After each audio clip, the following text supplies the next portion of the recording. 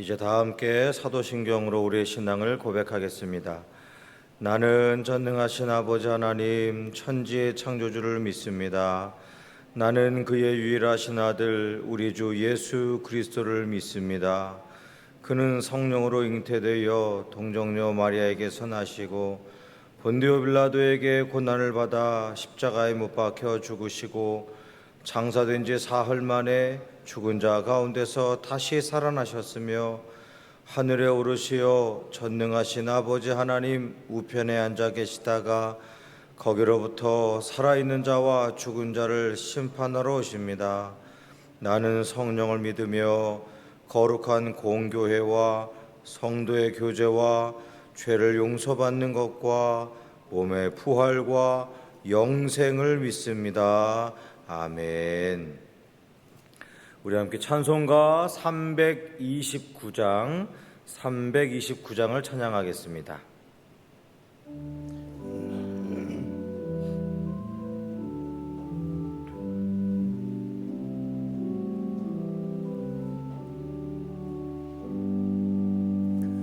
주 날 불러 이르소서 말씀대로 전하리라. 나 주님의 뜻을 따라 길 잃은 양 찾으리다. 주 날 인도하옵소서 나도 남을 인도하리. 주 말씀에 줄인 양떼 다 먹이게 하옵소서. 저 든든한 반석 위에 날 세우사 힘 주소서. 내 손을 병물에 빠진 저 무리를 건지리다.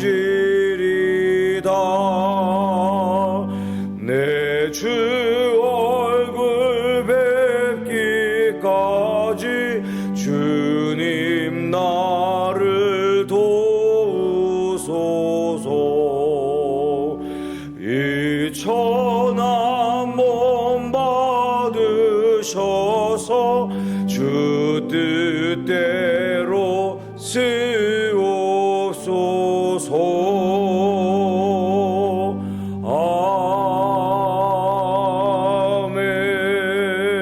아멘.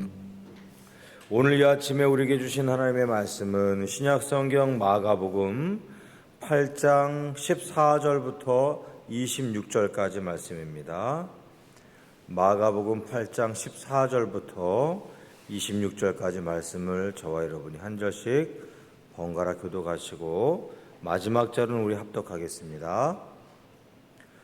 제자들이 떡 가져오기를 잊었음에 배에 떡 한 개밖에 그들에게 없더라. 이르시되 삼가 바리새인들의 누룩과 헤롯의 누룩을 주의하라 하시니 제자들이 서로 수군거리기를 이는 우리에게 떡이 없음이로다 하거늘 예수께서 하시고 이르시되 너희가 어찌 떡이 없으므로 수군거리느냐. 아직도 알지 못하며 깨닫지 못하느냐. 너희 마음이 둔하냐. 너희가 눈이 있어도 보지 못하며 귀가 있어도 듣지 못하느냐. 또 기억하지 못하느냐. 내가 떡 5개를 5,000명에게 떼어줄 때에 조각 몇 바구니를 거두었더냐. 이르되 12이니이다. 또 7개를 4,000명에게 떼어줄 때에 조각 몇 광주리를 거두었더냐. 이르되 7이니이다. 이르시되 아직도 깨닫지 못하느냐 하시니라. 벳세다 이름에 사람들이 맹인 한 사람을 데리고 예수께 나와 손 대시기를 구하거늘 예수께서 맹인의 손을 붙잡으시고 마을 밖으로 데리고 나가사 눈에 침을 뱉으시며 그에게 안수하시고 무엇이 보이느냐 물으시니 쳐다보며 이르되 사람들이 보이나이다. 나무 같은 것들이 걸어가는 것을 보나이다 하거늘 이에 그 눈에 다시 안수하심에 그가 주목하여 보더니 나아서 모든 것을 밝히 보는지라. 예수께서 그 사람을 집으로 보내시며 이르시되 마을에는 들어가지 말라 하시니라. 아멘. 예수님께서 제자들을 3년 동안 데리고 다니시면서 제자 훈련 시키실 때에 그 제자 훈련 과목이 크게 두 가지입니다. 하나는 너희는 먼저 그의 나라와 그의 의를 구하라. 그러니까 하나님의 나라와 하나님의 의를 구하라.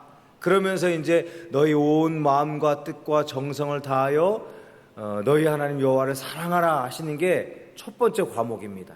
그러니까 하나님을 사랑하고 하나님의 나라를 대망하라. 이게 첫 번째 과목이고, 또 다른 과목 하나 중요한 제자훈련 과목은 뭐냐 하면 이 세상에 악하고 추한 더러운 사단 마귀가 회칠하는 이 세상에 세속적인 것에 물들지 말아라. 그러니까 어떻게 보면 굉장히 이렇게 공격적으로 하나님의 나라와 그 의를 구하라. 이 공격적인 그 과목이 하나 있다라면, 또 하나는 세상에 물들지 말고 잘 너희 자신을 지켜라, 방어해라. 이게 두 가지 제자훈련 과목이 있습니다. 근데 말씀을 가만히 읽어보면 그것은 오늘 우리에게도 똑같이 적용됩니다. 아주 적극적으로 하나님의 나라를 구하고 하나님의 의를, 하나님의 뜻을 받들어 사는 것을 적극적으로 행해야 될 제자훈련의 과목이 우리에게 있고, 또 하나는 이 세상에 헛된 것을 따르지 말고 악하고 더러운 것을 따르지 말고 물들지 않도록 우리 자신을 지키는 것, 이 두 가지인데, 오늘 본문 보면 그 두 가지 사항 중에 두 번째 것, 이 세상의 악한 것에 물들지 말아라 하는 것을 주께서 강력하게 가르치시는 장면이 나옵니다. 오늘 본문이 시작되어지는 그 마가복음 8장 14절 보면 이러한 예수님의 마음은 전혀 알지 못하고 제자들은 계속 이 땅의 것만 걱정하고 염려합니다. 또 다른 선교지를 향해서 가고 있을 때 제자들이 자기의 배낭 안에, 자기들의 그 바구니 안에 식량이 아주 부족한 걸 놓고 한탄합니다. 14절 말씀입니다. 제자들이 떡 가져오기를 잊었음에 막 자기들도 나름대로 바쁘니까 식량을 다 못 챙겼어요. 보니까 배에 떡 한 개밖에 그들에게 없더라. 입이 몇 개인데 아주 그냥 그 입을 다 채울 수 없는 상황인 거예요. 이제 식량이 없어요. 그랬더니 염려가 덜컥 됐던 모양이에요. 그때 주님께서 15절에 예수께서 경고하여 이르시되 눈에서 그냥 레이저빛이 쫙 바라면서 주님이 이렇게 막 그들의 영혼을 꿰뚫어 보시면서 정말 중요한 걸 가르치시는 거예요. 떡 없다고 염려하는 제자들은 일단 제자들 염려대로 놔두고 주님은 막 열심히 가르치시는데 뭐라고 그러시냐면 바리새인들의 누룩과 헤롯의 누룩을 주의하라. 제자훈련 과목 중에 두 번째 것, 이 세상의 더러운 것들에 그냥 물들지 말라 하신 걸 열심히 가르치시는 거예요. 여러분, 바리새인들의 누룩하고 헤롯의 누룩은 무슨 뜻입니까? 누룩은 빵 효모제잖아요. 빵을 부풀게 하고 크게 하고.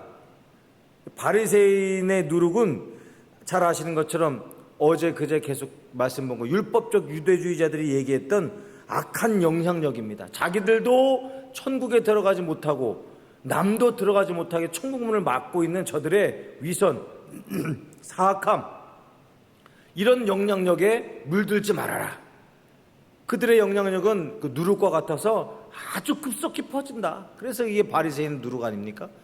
헤롯의 누룩은 뭡니까? 그 당시에 왕이었던 헤롯, 그 헤롯 안디바, 그러니까 마가복음 6장 말씀 보면 세례 요한의 목을 뱄던 그 헤롯 왕 얘기하는 거죠.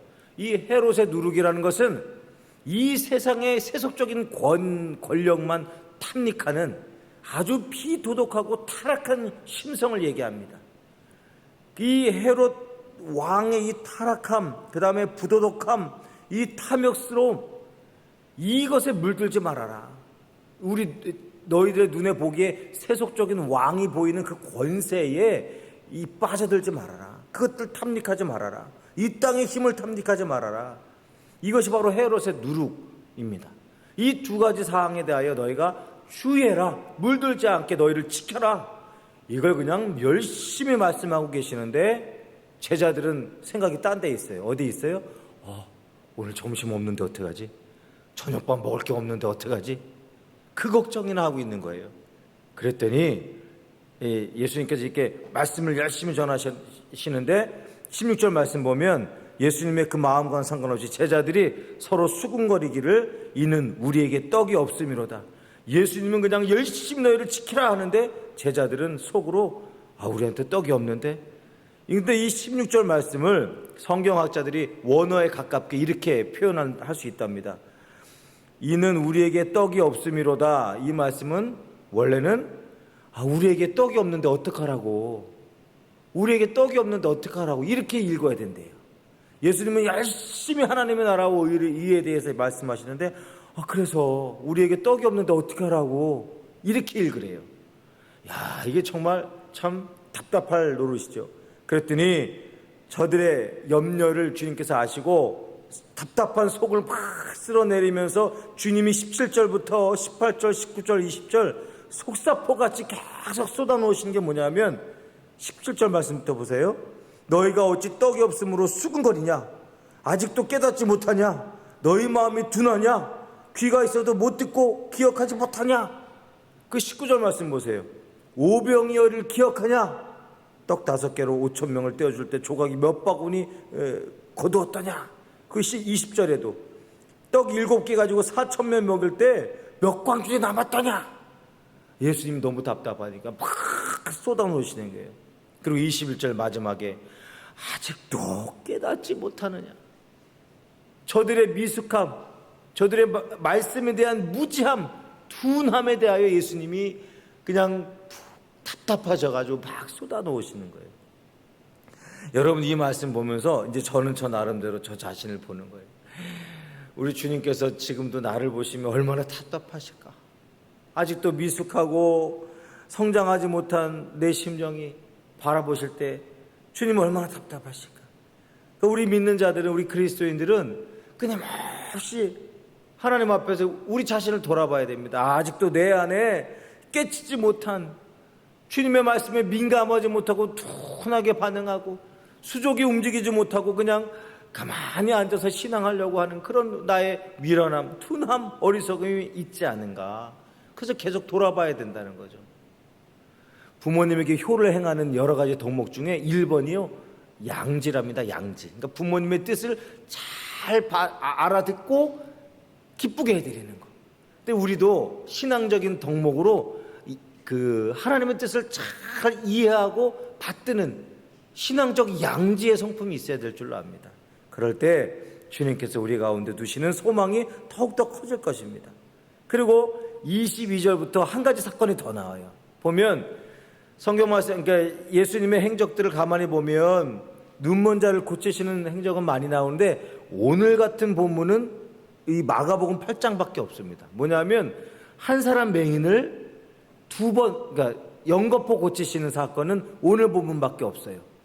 22절 말씀에 벳세다에 들어가셔서 맹인 한 사람을 사람들이 데리고 와서 고쳐주시기를 구했더니 23절부터 주님께서 그를 치유하시는 이 장면이 나옵니다. 그런데 23절에 예수께서 맹인의 손을 붙잡으시고 마을 밖으로 데리고 나가셔요.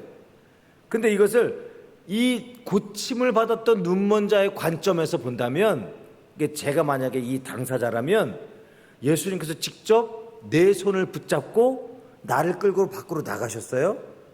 그 많은 사람 중에 내 손만 붙잡고 마을 밖으로 나가시고 주님이 내 눈에 당신의 타에 침을 묻히셔가지고 나에게 안수를 해주시는 거예요. 자꾸 주님이 나를 만지세요. 그리고 한번 이렇게 고치시고 뭐가 보이니? 그때 희뿌옇게 보여요. 아직 정확하게는 안 하는데 처음으로 빛이 내 눈을 뭔가 보게 만들었어요.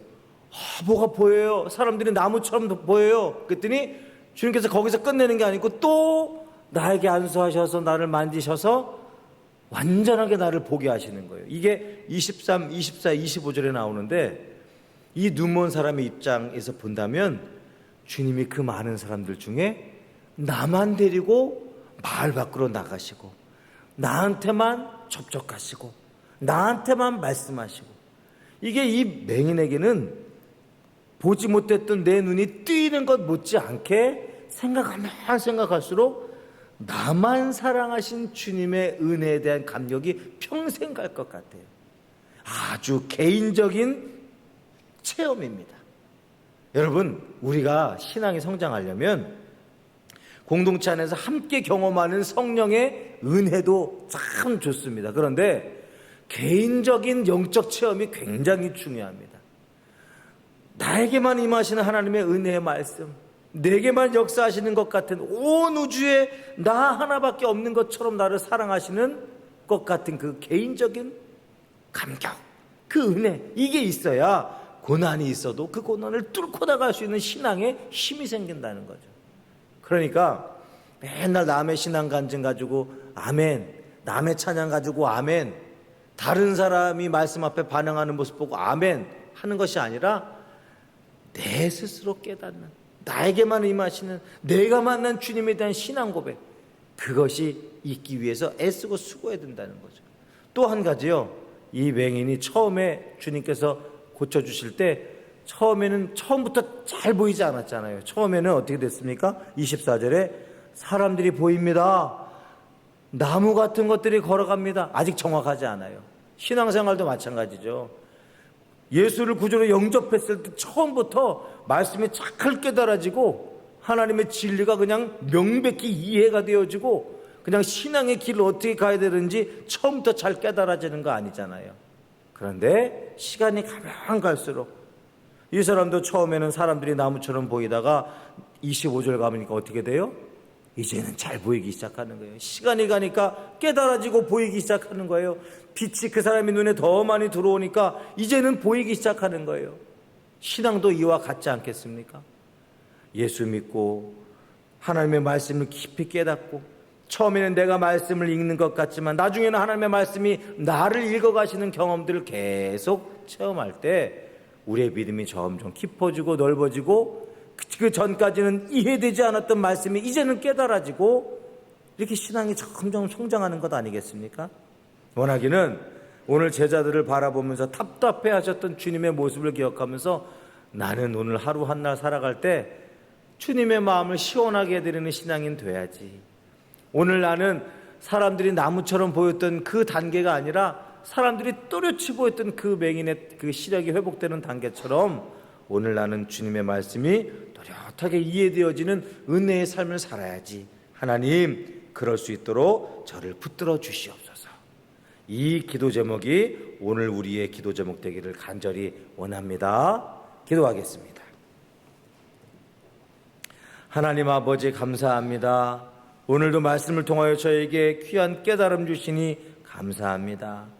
주님의 마음을 답답하게 하고 속상하게 하고 근심스럽게 했던 제자들의 그 미련함과 우둔함을 저희가 따라가지 말게 해주옵시고 주님의 뜻을 잘 받들고 이해하여 하나님께서 허락하시는 온전한 삶을 살아갈 수 있도록, 제자의 삶을 살아갈 수 있도록, 이전까지는 희미하고 애매했지만 살면 살수록, 기도하면 기도할수록, 말씀 앞에 서면 설수록 하나님의 뜻이 또렷하게 보여지는, 성숙해져가는, 신앙이 성장해가는 저희들 될 수 있도록 은혜 베풀어 주시옵소서.